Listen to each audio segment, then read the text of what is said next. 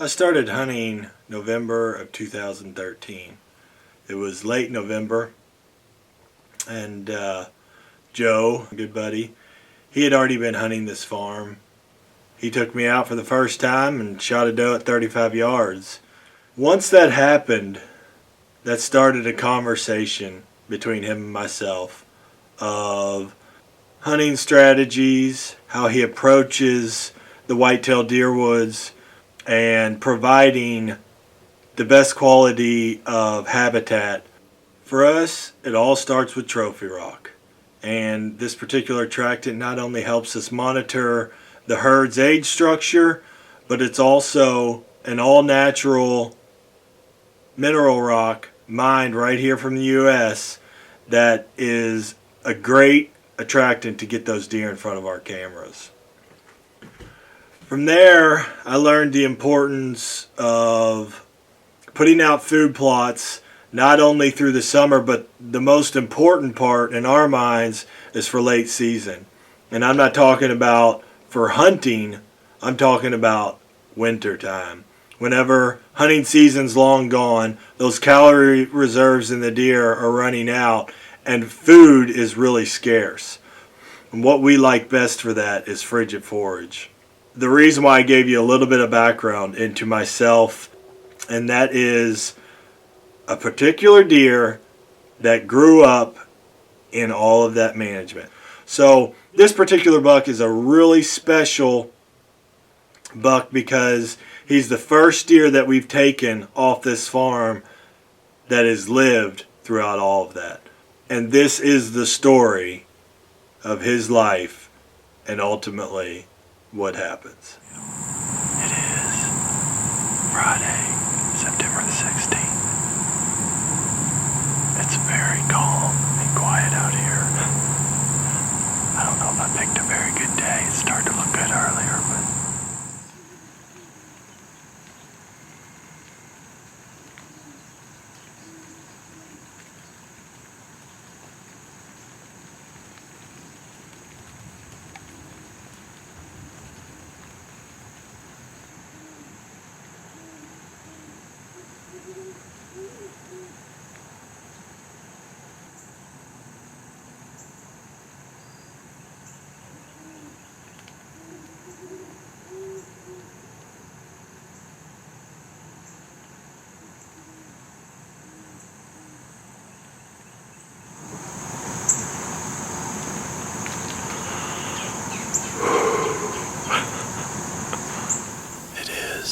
Monday, October the 11th, I believe.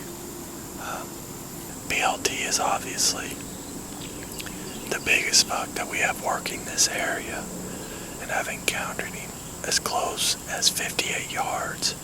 I was out here self-filming on the 16th, I believe, and he walked right over to this, right below this little hill over here. The hill's at 50, and I ranged him at 58 yards.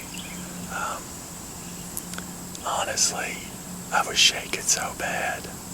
If he came to 50 yards, I don't think I could have taken the shot. I was shaking too bad. But that was really fun. I mean, I've had an awesome time here in North Corona.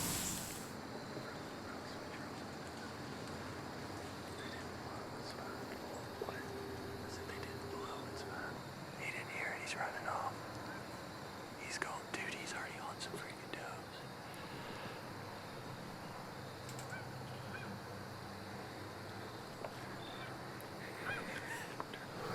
How crazy was that? Did you get good footage? Oh, yeah.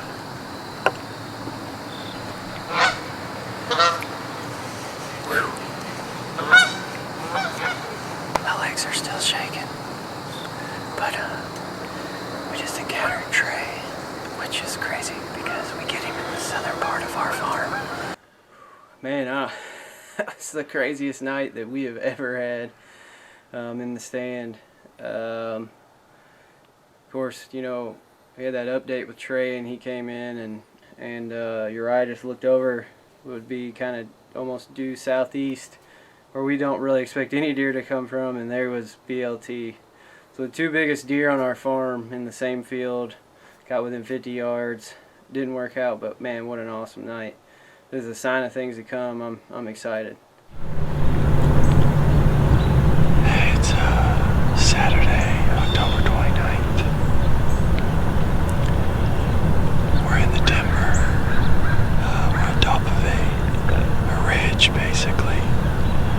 And we're due northwest of that area where Joe and I encountered Trey and BLT. This is Little Browse's core area, another mature buck. But I don't know, with their presence, we kind of bumped him a little bit or not. He hasn't showed up as much on camera. But the rut is getting fired up right now, so no telling who can come through here. Another good thing about this spot is it's basically a long bench between two big areas of bedding. Can't really go wrong there, so Lord willing, something good will happen for us this morning.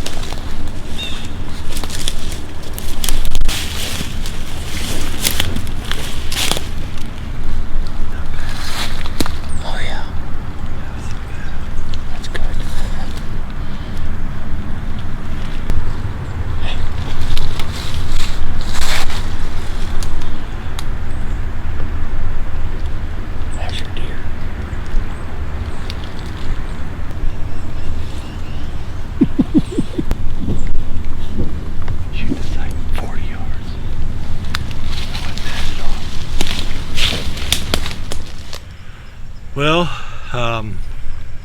the shot was a little bit off, like I thought it was, but it was a little too high. I thought it was a little far back, a little too high, a little higher than I wanted, but it worked out well. She made it maybe 40 yards. I mean, we could see her as soon as I put my arrow in the quiver. Mark was like, "Look, she's right there." So it worked out good. I believe she died quick, so it's always a good feeling when that happens.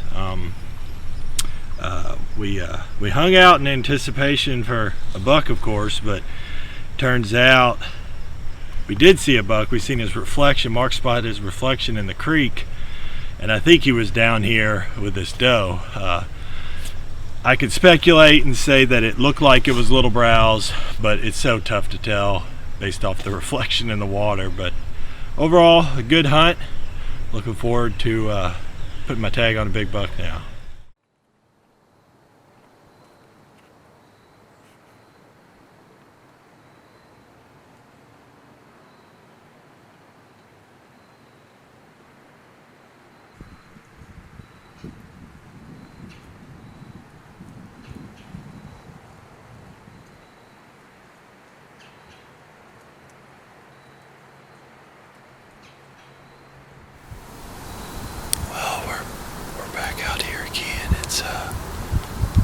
November 4th, Friday. Got a little doe fawn that came in on us. She's still down in there eating. We're just north of where me and Joe encountered Dr. Trey and BLT. inside the timber, basically. About a week or so ago, I was in here and I shot a doe. Hopefully today, me or Josiah, my cameraman, shoot a buck tonight.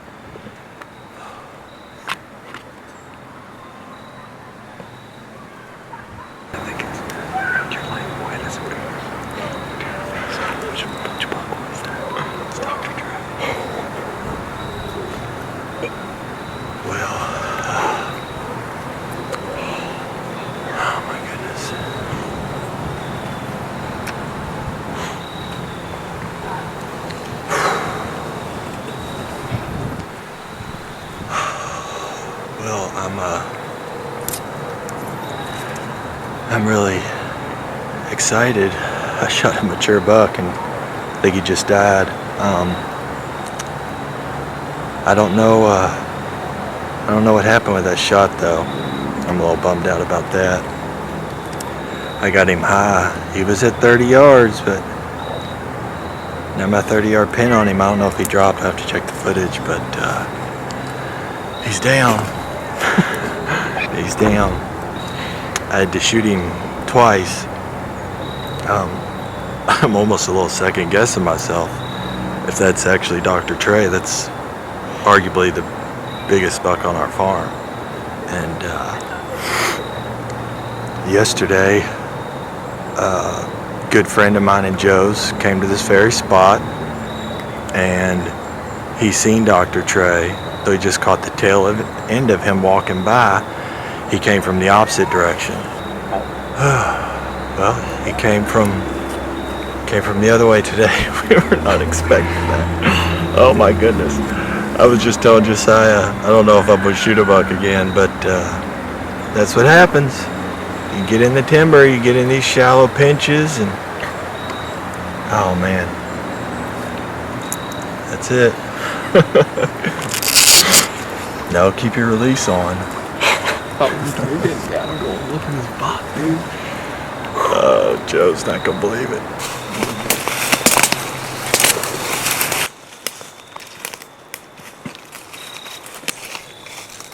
Big old body, boy.